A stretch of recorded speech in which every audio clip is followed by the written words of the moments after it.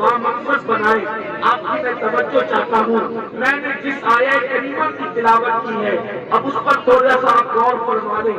میرے پیارے آقا صلی اللہ علیہ وسلم کے دیوانوں، قرآن اور حدیث کی یہ خصوصیت ہے، یعنی اللہ کے کلام اور رسول اللہ کے کلام کی یہ خصوصیت ہے کہ دور کوئی بھی ہو، زمانہ کوئی بھی ہو، حالات ایسے ہی ہو، ہر وقت میں قرآن اپنے ماننے والوں کی رہنمائی کرتا ہے، ہر وقت میں حدیث اپنے ماننے والوں کی رہنمائی کرتی ہے.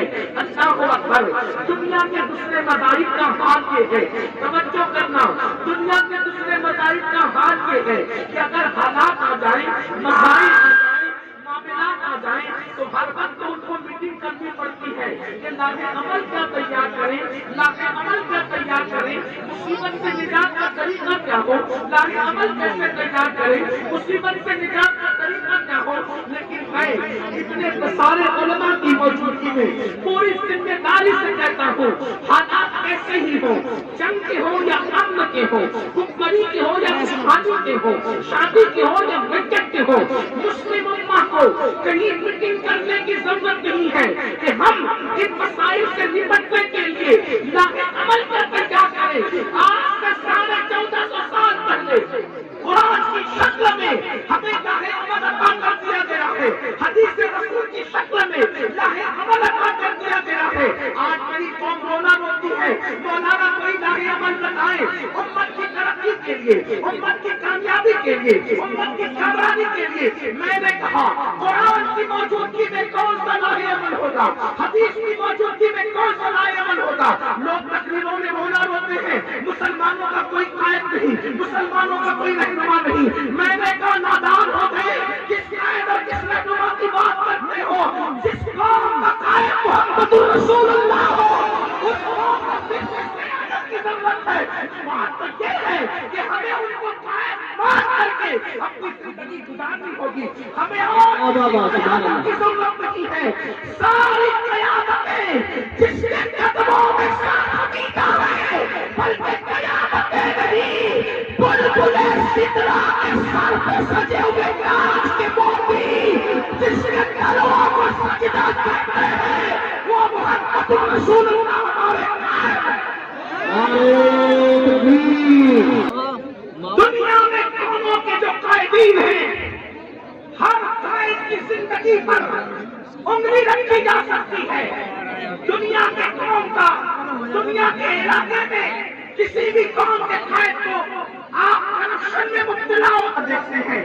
لیکن یہ اپنے نبی کی ہمارے قائد ہے، ہمارے نبی یہ جو حلیمہ کے سینے سے دائیں طرف کا دودھ پیے بائیں طرف کا چھوڑ دیتے، یہ ہمارے قائد کی شان گود میں ہے.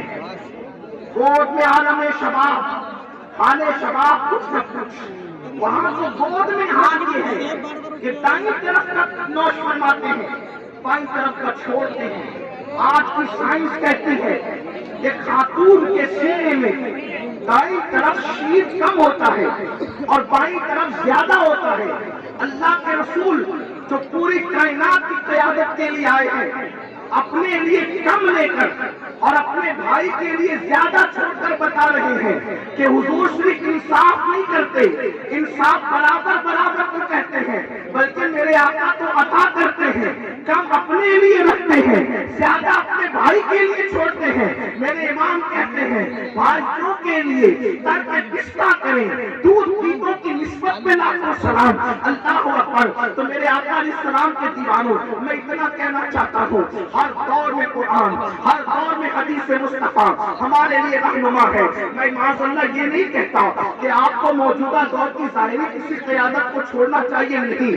اصل قیادت ہمارے حضور ہے ہمارے لیے، بلکہ ہمارے لیے تو ہر چیز کی اصل وہی ہے. خدا کے بعد سب کچھ وہی ہے. امام کہتے ہیں وہی جل و شہر و شہر ہے، وہی اصل عالم دیر ہے، وہی لہر ہے، وہی پیر ہے، وہی بات ہے، وہی تھار ہے. اللہ اکبر. ان کی شان ہی نرالی ہے.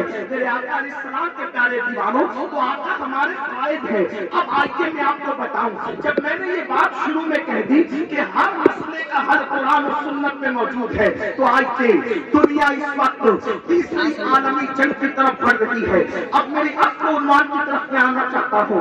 پوری دنیا تیسری عالمی جنگ ورلڈ وار کی طرف بڑھ رہی ہے اور پوری دنیا کے دانشور یہ کہہ رہے ہیں. کچھ کہتے ہیں جنگ شروع ہو چکی ہے, کچھ کہتے ہیں جنگ شروع ہونے والی ہے.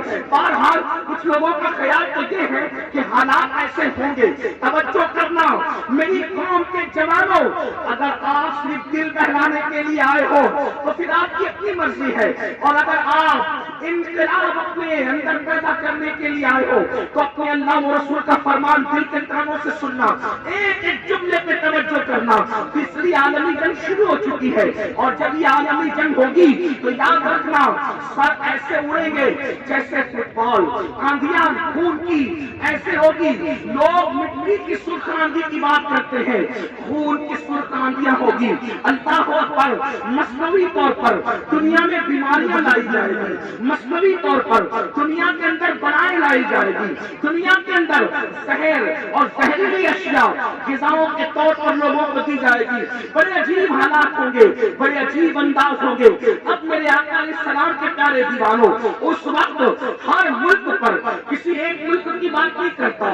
انڈیا, پاکستان, بنگلہ دیش, برطانیہ, امریکہ کسی ایک ملک کی بات نہیں کرتا, بلکہ حالات کیا ہوں گے جب تیسری عالمی جنگ ہوگی تو جنگ کرانے والے تو یہ چاہیں گے نا کہ ہمارے ذہن کا آدمی بیٹھے, تبھی تو ان کی مراد پوری ہوگی, ورنہ وہ جنگ چاہیں گے, کوئی امن چاہے گا تو ان کی مراد تو پوری ہو نہیں سکتی. تو ہوگا کیا, پوری دنیا پر لوگ اپنے خیال کے لوگ بٹھائیں گے اور وہ ظالم ہوں گے, وہ جابر ہوں گے. اتنا ظلم ان کے پاس ہوگا, اللہ اکبر. لوگ آج سے پہلے کے ظالموں کو بھول جائیں گے.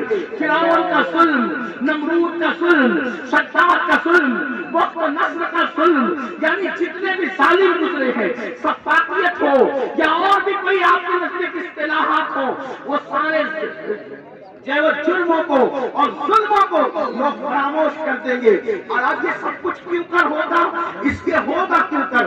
اب قرآن کہتا ہے کیوں کر ہوگا, اور مشکات شریف کی ایک حدیث, اس سے بچنے کے لیے طریقہ کیا ہوگا. دو باتیں, ایک تو یہ دنیا میں حالات خراب کیوں ہوں گے, یا دنیا میں حالات بگڑیں گے کیوں, لوگوں کے شہر کیوں برباد ہوں گے, بستیاں کیوں تباہ ہوگی, بستیاں کیوں ویران ہوگی, بچے گا کون. دیکھو تیسری عالمی جنگ سے بھی لوگ بچیں گے, اور بچنا کس کو ہے, وہ آج ہی راہ عمل آپ کو تیار کرنا ہوگا. دل کے کانوں سے سننا. قرآن کہتا ہے وما اصابکم من مصیبت فبما کسبت ایدیکم. میرا اللہ فرماتا ہے کہ تم پر جو بھی مصیبت آتی ہے, تم پر جو بھی تکلیف آتی ہے, وہ تمہارے گناہوں کے سبب سے آتی ہے, وہ تمہارے گناہوں کی وجہ سے آتی ہے. اب پتہ چلا اللہ اکبر, بڑی بڑی بیماریاں اکثر لوگوں کو گناہوں کی وجہ سے. یہ نہیں کہتا کہ ہر بیمار گناہگار ہوتا ہے, ایسا نہیں کہتا, لیکن اکثریت کی بات کرتا ہوں. اللہ اکبر. یہاں پر میرے رسول کی پیاری امت کے لوگ موجود ہیں, خواتین ہو یا حضرات, بچے ہو یا جوان, کوئی نہ کوئی دکھ میں مبتلا ہے. سب کے دکھ الگ الگ ہے, لیکن آؤ آج دکھوں کا مداوع تلاش کریں, آج دکھوں کا حل تلاش کریں, آج تکلیفوں کا حل تلاش کریں. میرے عزیز, یہ محفلیں خواجہ لطیفہ گوئی کے لیے نہیں ہوتی, یہ محفلیں گل و بلبل کی بات کرنے کے لیے نہیں ہوتی, یہ محفلیں اپنے مسائل کے حل کے لیے ہوتی ہے. اب آج کی اللہ اکبر, اللہ اکبر, جو بڑی بڑی بیماریاں ہیں وہ گناہوں کی وجہ سے, اللہ اکبر, جو بے چینیاں ہیں وہ گناہوں کی وجہ سے. آپ کہتے ہیں نا مجھے سکون کی نیند نہیں آتی, گناہوں کی وجہ سے. قرآن کہہ رہا ہے گناہوں کی وجہ سے. آپ کہتے ہیں اولاد نافرمان ہو گئی, گناہوں کی وجہ سے. اللہ اکبر. آپ کہتے ہیں میرا بزنس بند پڑ گیا, گناہوں کی وجہ سے. قرآن کہہ رہا ہے جو بھی تم پر مصیبت آتی ہے وہ تمہارے گناہوں کے سبب سے آتی ہے. اور پھر یہاں پہنچ کر انسان کیا کہتا ہے, مولانا مجھے کسی نے کچھ کر دیا. کیا کر دیا؟ چین کی نیند نہیں آتی, کسی نے کچھ کر دیا. بیٹی کو رشتے نہیں آتے, کسی نے کچھ کر دیا. دھندا اچھا نہیں چلتا, کسی نے کچھ کر دیا. دل مضطرب رہتا ہے, کسی نے کچھ کر دیا. ذہن ٹینشن میں رہتا ہے, کسی نے کچھ کر دیا. یاد رکھو جب تک اپنے جرائم کو دوسروں کے ساتھ تھوپتے رہو گے, کسی نے کچھ نہیں کیا. قرآن کہتا ہے تیرے یہ اتنی مصیبتیں ہیں. جب یہ آیت کریمہ نازل ہوئی, جب یہ آیت پاک نازل ہوئی, تو اللہ کے رسول صلی اللہ علیہ وآلہ وسلم, اللہ کے حبیب علیہ الصلوۃ والتسلیم جو ہے, اللہ اکبر, آیت کریمہ کی تشریح کرنے لگے. اللہ کے رسول علیہ السلام اس آیت کی تشریح کرتے ہیں. اب دل کے کانوں سے سننا, اللہ کے حبیب علیہ السلام فرما رہے ہیں کہ دیکھو اللہ فرماتا ہے جو بھی تم پر مصیبت آتی ہے وہ تمہارے گناہ کی وجہ سے. اب آپ اس کو سمجھاتے ہوئے فرماتے ہیں کہ تمہارے جسم میں جو کھجلی آتی ہے, یعنی کبھی کبھی جو تمہارا جسم کھجاتا ہے, وہ کھجلی بھی تمہارے گناہ کی وجہ سے آتی ہے. مطلب کیا کہ اگر مسلمان گناہ نہ کرے تو کبھی اس کو کھجلی بھی نہ آئے. آپ اندازہ کریں, مسلمان اگر گناہ چھوڑ دے اس کو کبھی کھجلی بھی نہ آئے. پتا کیا چلا, آقا فرما رہے ہیں تمہیں جو کھجلی آتی ہے وہ تمہارے گناہوں کی وجہ سے, جو تمہارا جسم پھڑکنے لگتا ہے وہ تمہارے گناہوں کی وجہ سے. فرمایا گیا اللہ اکبر, جو تمہیں ٹھوکر لگتی ہے, ٹھوکر وہ تمہارے گناہوں کی وجہ سے, جو تمہارے پیر میں کانٹا چبھتا ہے وہ تمہارے گناہوں کی وجہ سے. مطلب کیا, اگر مسلمان گناہ نہ کرے زندگی میں کبھی اس کے پیر میں کانٹا بھی نہیں چبھے گا. اگر مسلمان اللہ اکبر گناہ نہ کرے کبھی اس کو ٹھوکر بھی نہ لگے گی. میں آپ سے پوچھنا چاہتا ہوں, ولیوں کی فہرست بناؤ, ولیوں کی فہرست بناؤ, اور اس میں 99% اولیاء اللہ کو دیکھو کبھی ان کو ٹھوکر بھی نہیں لگی, کبھی ان کے پیر میں کانٹا بھی نہیں چبھا. مسلمانوں کہاں ہو, تمہیں کتنا اچھا مذہب ملا ہے.